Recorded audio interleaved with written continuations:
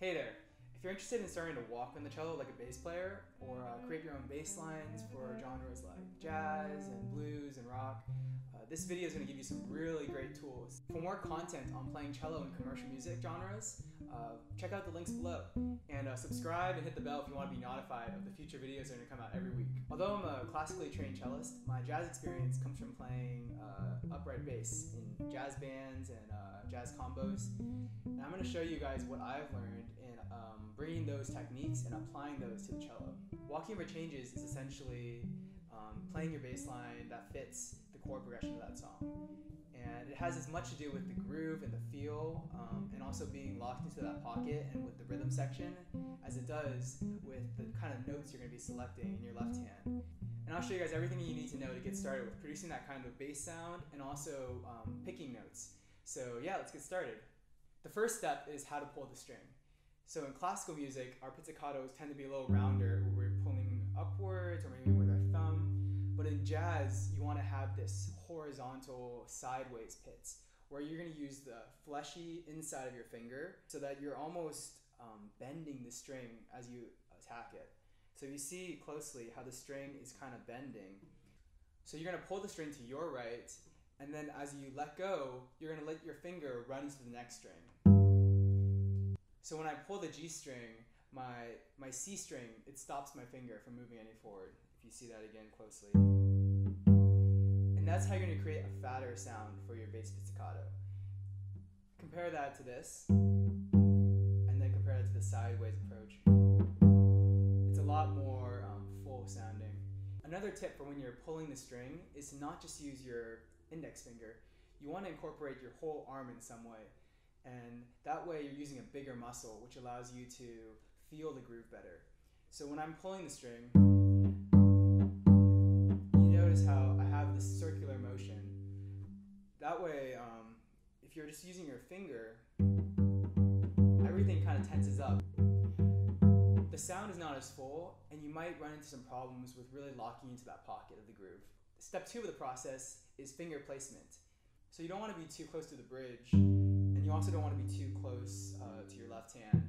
But you want to try to find that sweet spot where you can comfortably pull the string and it produces a really full sound. The next step for walking the cello is adding that groove component. And because the bass line is part of the rhythm section, you're going to be with the drums and accenting that 2 and 4 with the snare. So when you're practicing, I would recommend using a metronome and displacing the beat so that you hear the click on the 2 and on the 4. So if you have the metronome on 2 and 4, you can practice playing some open strings with that. So let's go.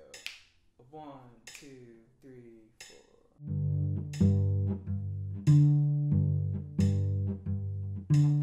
And you want to make sure that you're bringing out that 2 and 4, and you're also keeping that sideways pull where you're pulling into the next string. And that's going to help you, when you're adding the left hand, have this kind of locked in your memory. Just the idea of bringing out that backbeat and also pulling rather than plucking the string. Another good way to practice feeling that groove is to go on YouTube and just search up drum track. And you can play along with the drummer to feel the 2 and 4, or you can use an app like Pro. And that will also help later on when you're going to be practicing changes over different songs. So that covers the basics of how to pull that bass sound. If you have any questions or comments, feel free to leave them in the comments below. But now we're going to talk about how to pick your left hand notes. Like, what notes are you going to play over the chord changes that work and that also can sound interesting. The first approach you can use is a diatonic approach, where you're playing chord tones essentially. And I'm going to be using the jazz standard Autumn Leaves to demonstrate some of these things. And I'll also be using the app Pro, which is going to allow us to play along with a backing track that we can customize. So I have it set to playing with a piano right now and drums, and then we will be the bass player. It's a fun way to kind of hear that whole rhythm section together. So when in Autumn Leaves, the first chord is an A minor 7. So the notes of that will be A, C, E, and G. If you have a bass line where there's one chord that lasts for the entire measure, it's good on beat 1 to start with the root. And then for beats 2, 3, and 4, you can fill those out with the diatonic approach with just different chord tones. So for example, for Autumn Leaves, let's see. Oh man, that's fast. So we're going to start Autumn Leaves. On the A minor 7, start with an A, and a D7, G major 7. You're basically playing notes that are exclusively in that 7th chord. You can rearrange the orders if you want, and you can repeat notes too. But it's always good to start with a root on that first beat when you're starting off. The second approach for walking over a bass line is using a scalar approach, and that means that for each chord, you're going to play notes that are in a scale that works with that chord. So a good way to start off is just trying to connect the chords with as little skips as possible. It'll kind of feel like you're playing like this like meandering scale kind of thing. So from A minor 7, you can just go up to the D, and then come back down, G, and then go up to the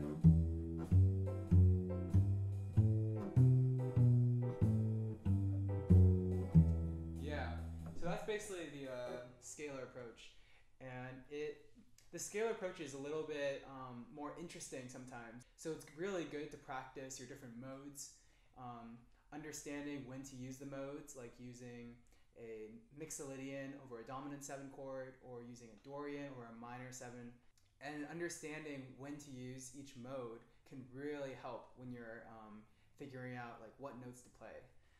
And the third approach I'm going to share in today's video is a chromatic approach, and that's using the concept of leading tones. And leading tones are a great way for the listener to kind of like expect the next chord before the chord happens. So a great way to start using leading tones is to try throwing them into the 4th beat of each measure. That way you can lead into the next chord. So in Autumn Leaves, when you're going from the A minor 7 to the D7, you can try adding a leading tone to the D. You can add maybe a C sharp from below, or you can try to go from above. You can do like an E flat.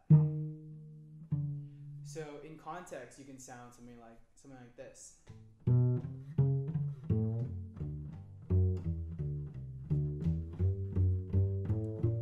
Another thing you can do is start adding some leading tones on the 2nd beat as well. So if I'm going to start on the 1st beat with the root, maybe the 3rd beat will be a 5th or a 3rd, and then you can lead into that on the 2nd beat.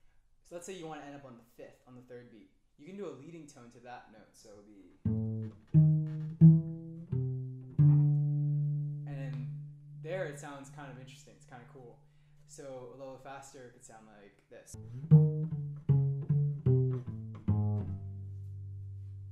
And that's a great way to add even like more flavor to your bass line. So those are some tips for making your cello sound more like a bass, and also in creating your own bass lines to use for jazz standards and also other popular songs. If you're a cellist and you thought this was interesting, or you're a string teacher and you're trying to find more ways to engage your students with creative assignments, feel free to provide any feedback or any questions. And if you enjoyed this lesson, please share it with a friend or maybe a student, and I hope to see you in the next one. Thanks.